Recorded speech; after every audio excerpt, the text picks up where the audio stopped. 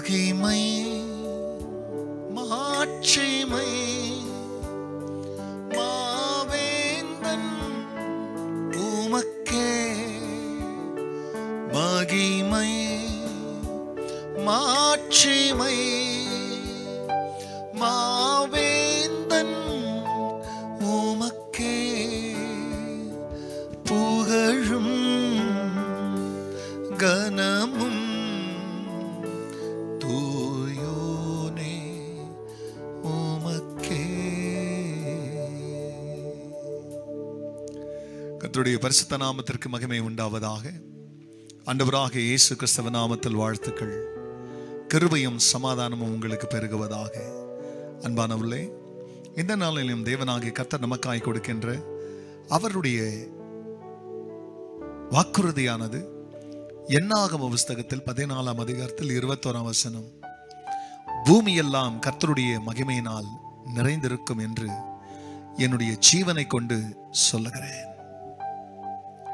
அன்பானவர்களே, இதோ இந்த இடத்துல நம்முடைய தேவனாகிய கர்த்தர் அவர் மகிமையின் தேவனாக அவர் சொல்லுகிற காரியங்களை அவர் நிறைவேற்றுகிற தேவனாய் இருக்கிறார். இந்த இடத்துல ஜனங்கள் கர்த்தருடைய பிரியமானவர்களே செய்கையை மறுதலித்து தெய்வத்திற்கு அவர்கள் கோபத்தை உண்டாக்கினார்கள். மோசே தெய்வத்தை நோக்கி ஜெபிக்கிறார், ஆண்டவரே இந்த ஜனத்தை நீங்க மன்னிக்கணும். தெய்வத்துக்கிட்ட மன்னிப்பு கேட்கிறார், உன் வார்த்தையின்படி நான் இந்த ஜனத்தை மன்னிக்கிறேன்.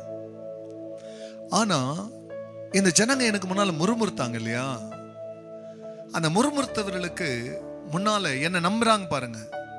அந்த ஜனங்களுக்கு நான் என்ன செய்ய போறேன்னா, நான் சொன்ன வார்த்தையை நிறைவேற்றுவதற்கு பூமியை நான் என் மகிமையினால நிரப்ப போகிறேன். என் ஜீவன் இருக்கிற வரைக்கும் இந்த முழு பூமியும் கர்த்தரின் மகிமையால் நிறைந்திருக்கும் சொன்னார். அன்பானவர்களே, இந்த அருமையான இந்த வேளையிலே நமது ஆண்டவர் உங்களுக்கு என்ன வாக்குத்தத்தம் பண்ணினாரோ அதை நம்புகிறதற்கு முடியாத கடின சூழ்நிலைகளும் நெருக்கங்களும் துன்பமும் துயரமும் தேவ வசனத்தை கேள்வி கேட்கறதுக்கு ஏதுமான குழப்பமான எண்ணங்கள் எவ்வளவு வந்தாலும் ஒரு விஷயத்தை மறக்காதீங்க, தேவன் சொன்னபடியே அவர் என்ன வாக்குத்தத்தம் பண்ணினாரோ அதை நிச்சயமா நிறைவேற்றுவார். நம்பாத ஜனத்துக்கு நடுவிலே நம்புகிற ஜனத்தை அவர் எப்படி நன்மையினால் நிரப்புகிறார் என்பதற்கு அடையாளமாக கர்த்தர் சொன்ன வார்த்தை என்னன்னா, இந்த பூமி அனைத்தும் நான் உயிரோடு இருக்கிற வரைக்கும், ஏன்னா அவர் எப்பவுமே உயிர் உள்ளவர், நான் உயிரோடு இருக்கிற வரைக்கும் பூமி அனைத்தும் கர்த்தருடைய மகிமையால் நிரம்பி இருக்கிறார்.